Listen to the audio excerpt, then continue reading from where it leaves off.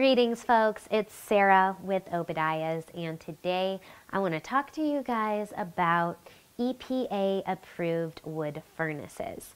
So not just EPA approved, let me rephrase that. EPA approved tax credit qualified wood furnaces. Right beside me I have the Drolet Heat Commander. It does qualify for the tax credit.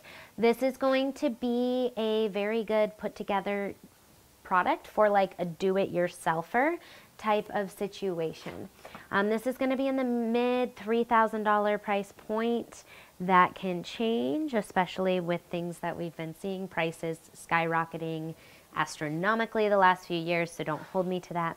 All current pricing will be listed on the product links in the description below this video, so you can find pricing there for all of the models I discuss. The company PSG also makes a Caddy Advance furnace that is manufactured by the same parent company.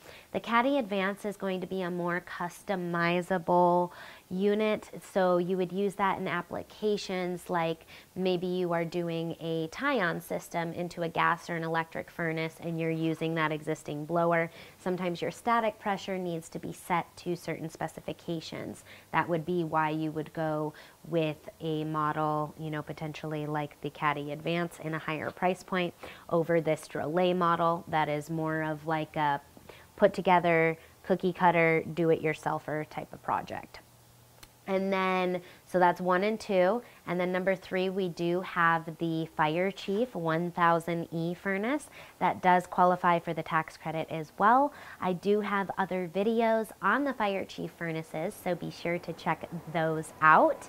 And those are going to be the 3 main furnaces that I'm aware of that qualify for the 26% federal tax credit.